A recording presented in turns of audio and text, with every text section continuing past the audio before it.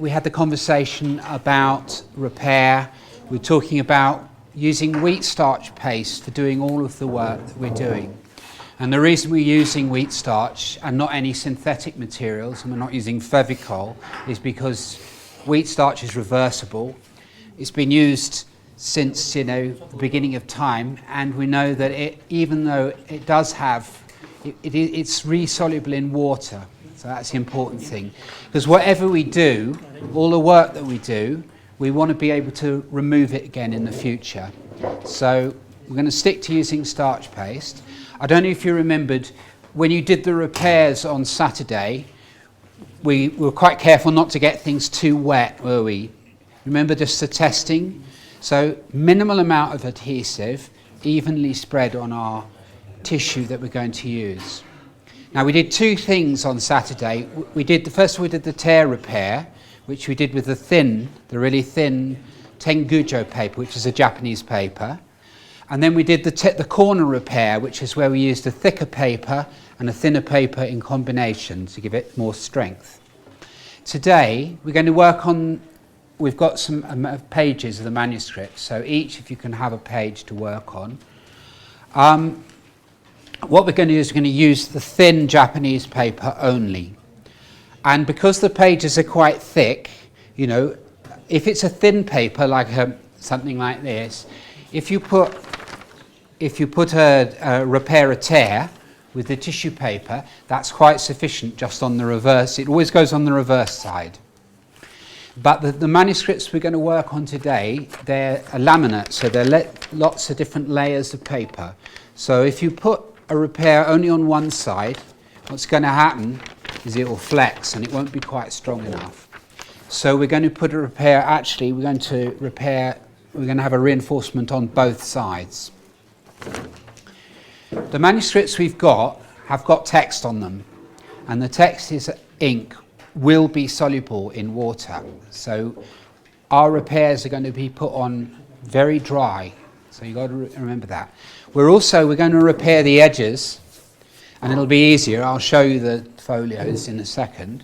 We're going to repair the edges, and where the tears actually go into the text area, we're simply going to join the edges together with a very small amount of paste, because we want to try and make sure that we don't put any of the repairs over the ink text. So I hope that's fairly clear. I'm going to get out one of the folios, and I will just do that on the front, and I'll show you what we're talking about.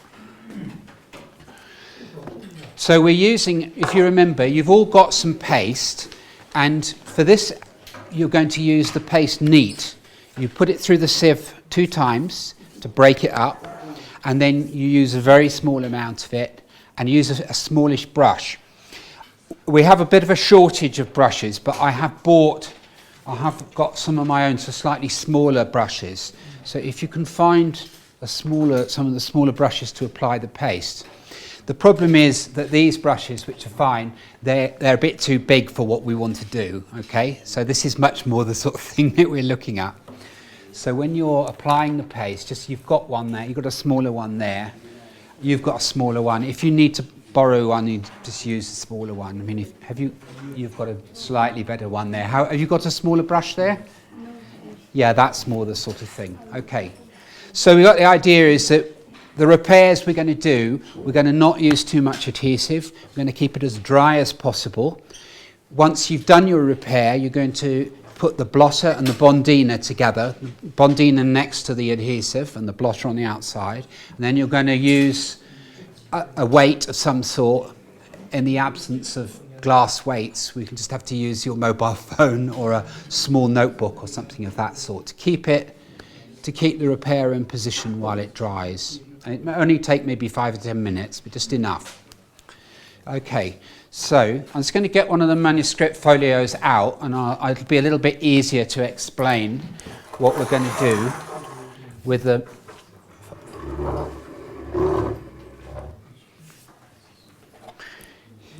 Just remember what Anupam was saying on Saturday, keep your benches as clean as possible. Anything that you don't need, even notebooks and stuff.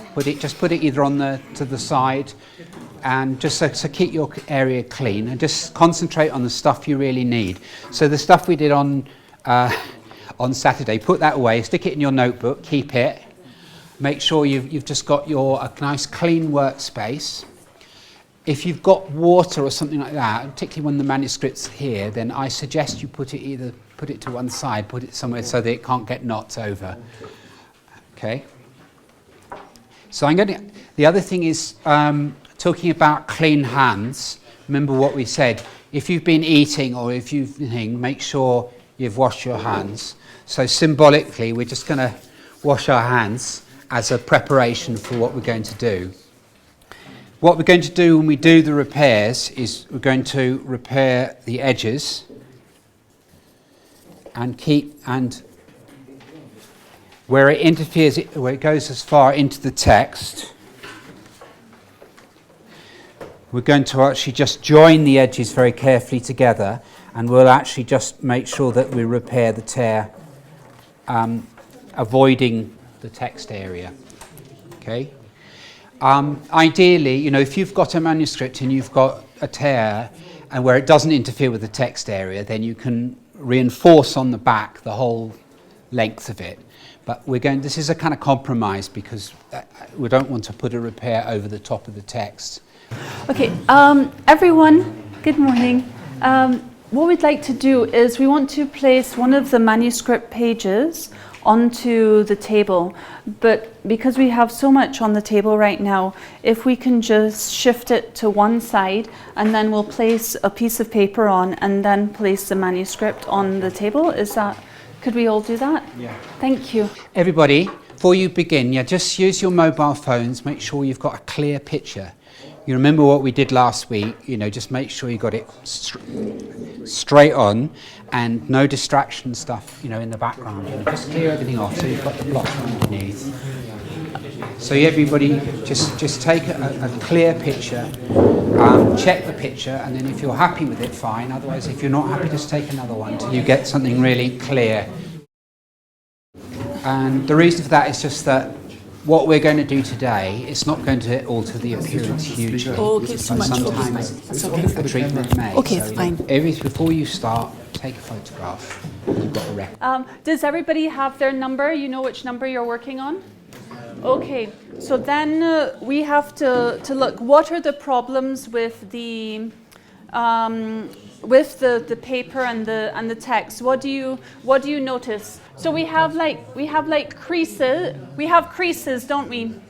We have creases. We have tears. We have water damage. We have missing bits. We have detaching elements. So bits may come off.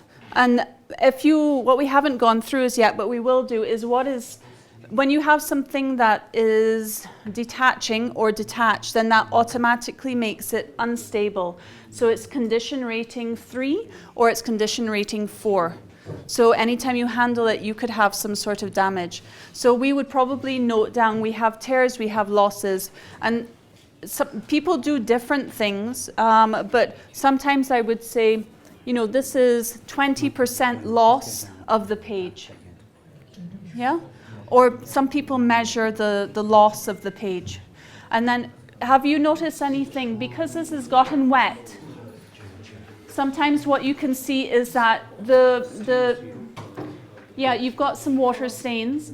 So somebody on the table should be in charge of writing down the damage. Yeah, so one person on the table write down what the typical damage there is. Okay. Can anyone see in the media, which is, black in color? Some people have black in color, some people have red in color.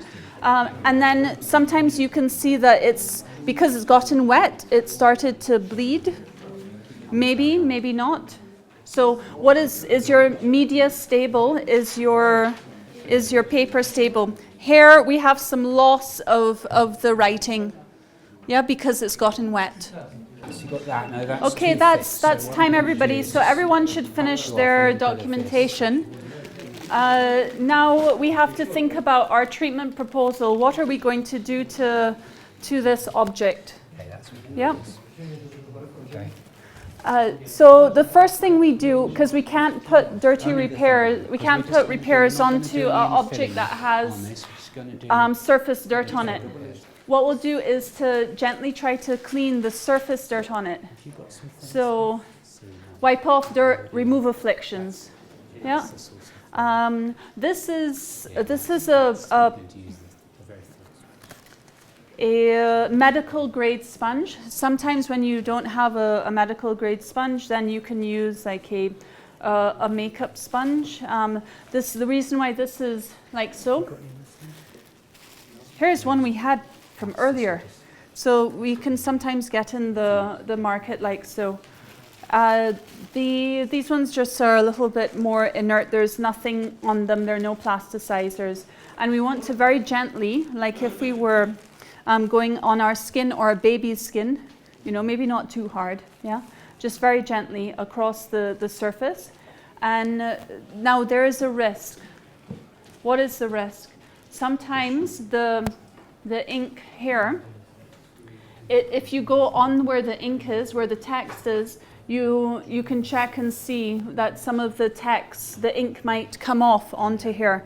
We don't want, I mean, this is the Buddha Dharma, we don't want to remove the ink. So what we sometimes do is we go around where the script is, yeah? And that can mean going in between. Yeah, so you can and around. Either you can rub it or you can actually just dab it. So some people dab and some people go around in a circle. We have a fragile object here. You have some parts where, you know, some bits are missing. If the paper surface is compromised, then you have to be careful because you can remove the paper. Yeah, so everybody should be able to have a go, and you keep it flat on the table when you're doing it. Okay? Is everybody okay with that? Yes. Okay. Yeah, so what? Go ahead. I think let's go ahead. All right, so everyone, Mike's coming around and he's going to give us another type of cleaning material. This is called chemical sponge or smoke sponge. So God forbid, but sometimes we started to use this in conservation when there was soot from smoke, you know, so this is what this was used for. So you have two different types of sponges that we can use. Okay? So try, see how it's like. Shall we say that this is more aggressive in terms of cleaning? It depends on whose hands. Where should we use it? Oh, no, I'm teasing. I mean, it depends on who's using it. So sometimes, for me, I think you're right, I do think it feels a little more aggressive. So try not to go too hard. Try not to go too hard on it, because you could be removing some of the text. Jean-Paul? Yep, so just always check to see, am I removing part of the ink? I think it's fair to say it can be considered more aggressive. So you can interchange them, you can use them, or you can use either one for the same action. But you can also use this on the back of, you can use both on the back of tankas or even metal sculptures. But if you had a painted, so this thing is polychromy, then maybe you don't use. Where you've got the text there, you can just use, quite gently there. Because if you do rub over the surface, it will come off. And it's carbon ink, so it's got very little binding medium in it. So just be aware of that. Yeah, now you can just tamp. That's a good way of just getting dirt off. If I did not want to touch the page, what I would use is I would use a barrier. Sometimes I like to use some blotter, and I would. So Mike is the page, and I didn't want to touch the page, so I'll get a bit of blotter. And I would rest my hand to hold the piece in place, because if I just do like this, then Mike will go all over the place, the text. So if I hold it here, and then I'm able to control the page and do like that, because sometimes it can be sweaty. Of course, women don't sweat, they glow. But But then, you know, you can have your hand there. But if it was very dirty, then you wouldn't want to put your hand there because you would be making dirty finger marks along there. Or you can do, did everybody know Michael Jackson, maybe? Okay, so he has one glove, sparkly glove. Yeah, so you can just... Yep. You just So you can wear one put your glove sweaty instead of hands on. using this. So you can have your gloved hand on the object, Being and then careful, you of can course, go not like to so. erase the, So just folio different number. situations. Okay, please, because you have to do the front and the back. Everybody, this is a better way. If I have to carry one object, this is a better way of doing it than me carrying it in my hand. Okay? Yeah.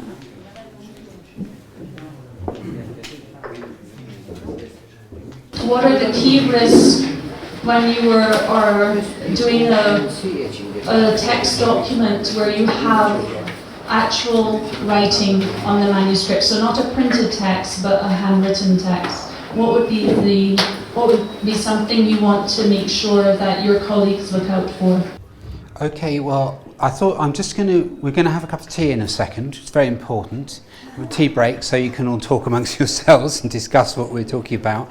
I'd just like to do a quick demonstration. I'm just going to do a strip repair on one of these folios. So if you can all gather around the front, I'll just show you doing that, and then we'll have a cup of tea, and then I'll let you can get on with doing your repair, okay? The reason we're going to use this one is because although we're not trying to hide the repair, we don't want the repair to be glaringly obvious. So the thinner the tissue you can use, the better. And we're going to put a reinforcement. First of all, I'm going to put a reinforcement on one side, let that dry, then I'll turn it over and put the reinforcement on the other side.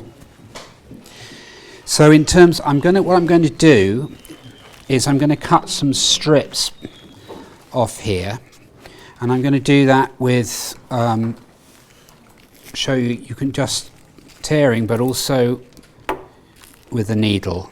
Do you remember yesterday I just showed you if you use a needle and a ruler, or even any straight edge. So here's the straight edge.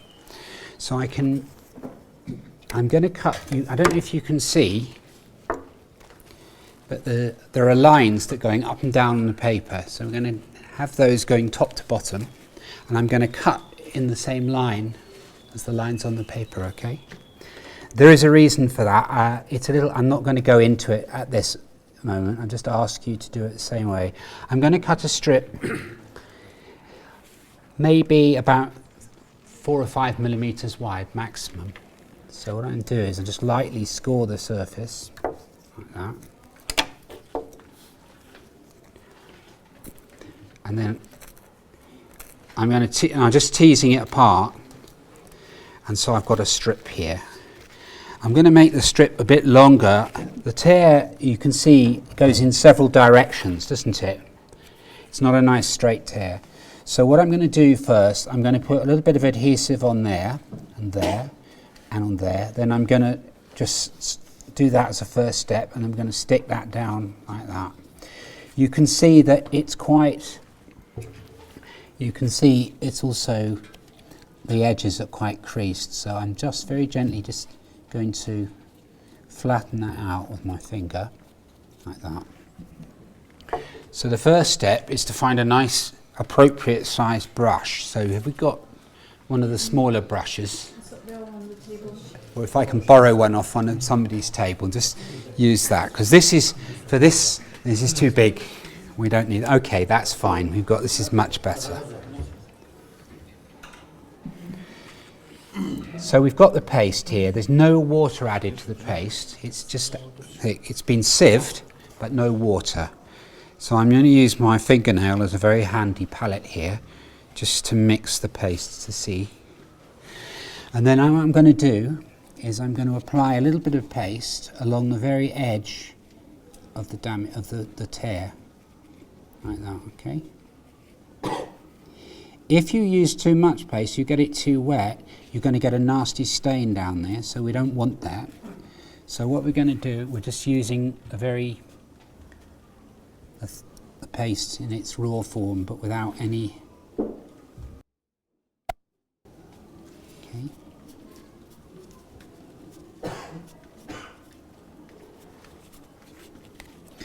So that's the first stage. There's a tear going in that direction, so I need to put a little bit of paste under there too.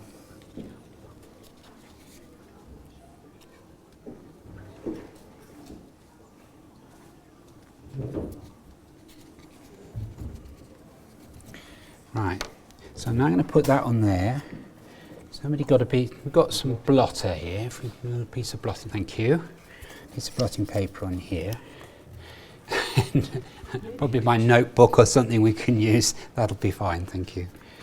Oh, it's not very flat. Yeah, the mobile phone is probably the better choice. Nice flat surface, so we're just going to use that. I'm just going to leave that to stick for a little while. I've got my strip here which I prepared, so you can see that's about what we want, something about that thickness. And I'm going to make it quite a bit longer because I need to have something to hang on to while I paste it up like that, okay? So dry bit to hang on to which has not got glue on it.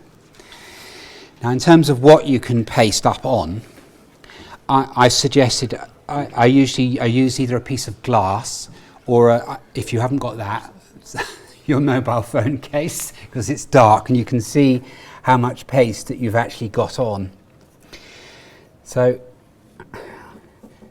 to paste that up, I am actually going to use a slightly bigger brush because I'm not going to apply this. Generally, you just apply the paste to your repair, not the other way round, but to stick the very edge of the tear, you have to apply it directly. But generally, you're applying it to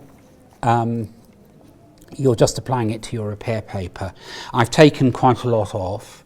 What I'm going to do is I'm going to paste up that, and then with my finger I can just I'm going to take off, make sure that there's not a big wodge of paste. All right, we don't want that. I would actually leave this probably a bit longer, but I want to show you so we can demonstration, do it quickly for you. Okay. So what we've got two directions. We've got that direction, then we've got another bit. So the first one is going to go on here, like that, and we'll follow the line here of the break. And then I'm going to put in a second one here. So this is without glue on it, so I'm going to actually use the tail now of this, and I'm going to apply the paste to that.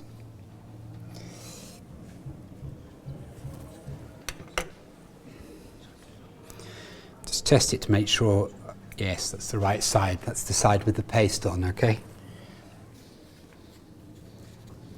So that one will follow there.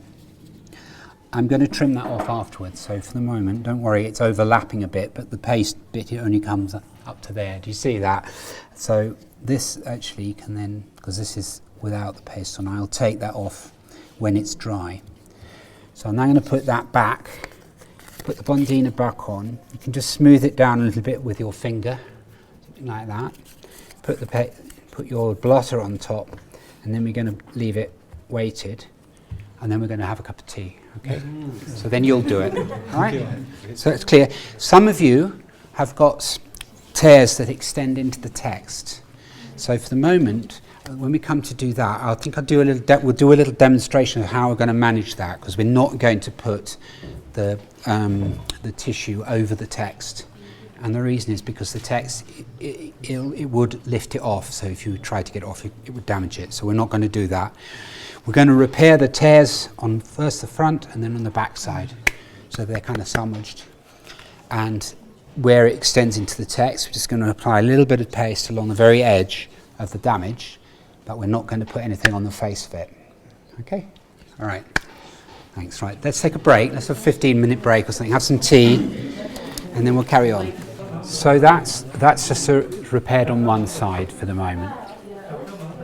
Now somebody else was asking me, I think you asked me, didn't you, the question about why did I repair the long bit first and then do the second bit.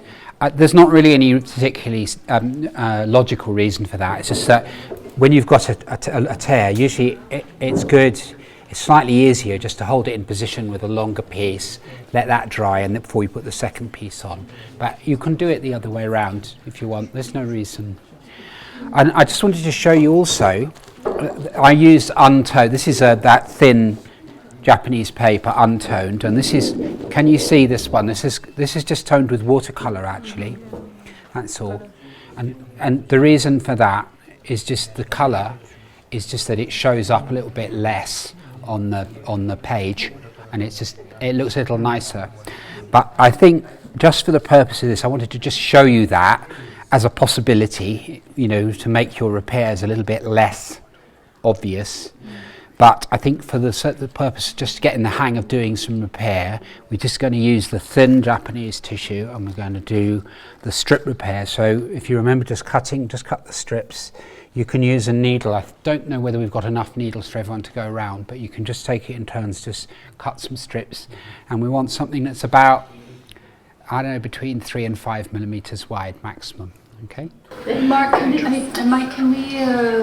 water pen it as well? You can also, you know, the way that we also, same way you can use the brush with a little bit of water. Use a small brush and a little bit of water, and then you can just peel it apart like that.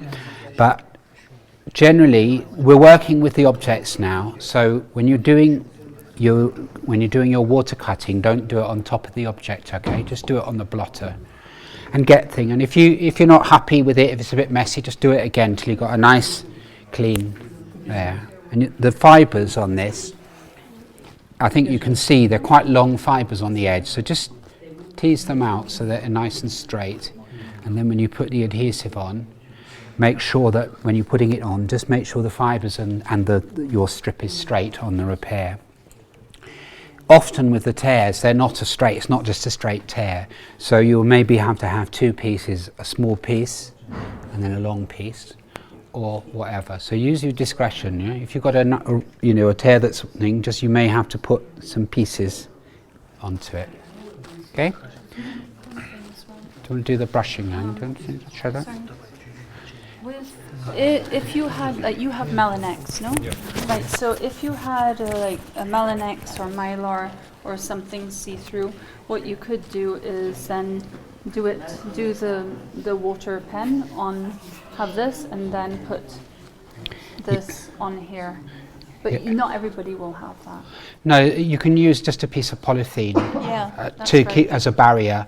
And you know, we mentioned your handy torch on your mobile phone underneath, so you can see what you're doing. Yeah, but just be careful when you're working on top of the object. Yeah, you want to, either you need a plastic barrier sheet, or alternatively just do your cuts and your other stuff on the tissue off the manuscript page. And one more thing we didn't say, but we ought to say, is there some additional ways of doing the dry cleaning, which includes firstly also with a brush.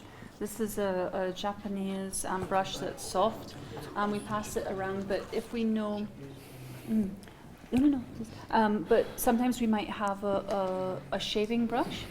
Now we had a piece come off earlier on, so if you had like a Ziploc bag or some sort of bag like this. Keep your pieces. You keep your piece, and this is, let's pretend this is folio number, page number 20. Then we write, maybe this is Tanjore, page 20, and we write that on there. Keep it with it, yeah. Keep all your pieces. I mean, even sometimes we try, whenever possible, we want to keep everything and try and stick it back if we can, if there's an obvious place where it's missing. But if there isn't an obvious place that we can see where it's missing, we just keep the pieces, because you never know. You may be able to fit them in at a later time. So it's just, the concept is that you don't throw anything away like that. Yeah, we're okay? I think we're okay. I think I borrowed somebody's folio, so I borrowed your folio, but there's some more repairs to do. On this one, as well as the tear, there's a little bite out of it like that. So what I'm going to suggest that you do is you apply the principle that we did on Saturday, and you put on one side you put the thin Japanese, which we use for the tear, and on the other side you cut accurate, you cut a little piece of the thicker Japanese paper and you can do a little repair in there. Yeah, if you want to take yours, so I'll bring it over to you, and the others, if you want to just go and have a go, we'll come round and help you, and then we'll reassemble in a little bit and we can see how we got on. So if you want to go back to your tables and you have a go at it, and we'll help you.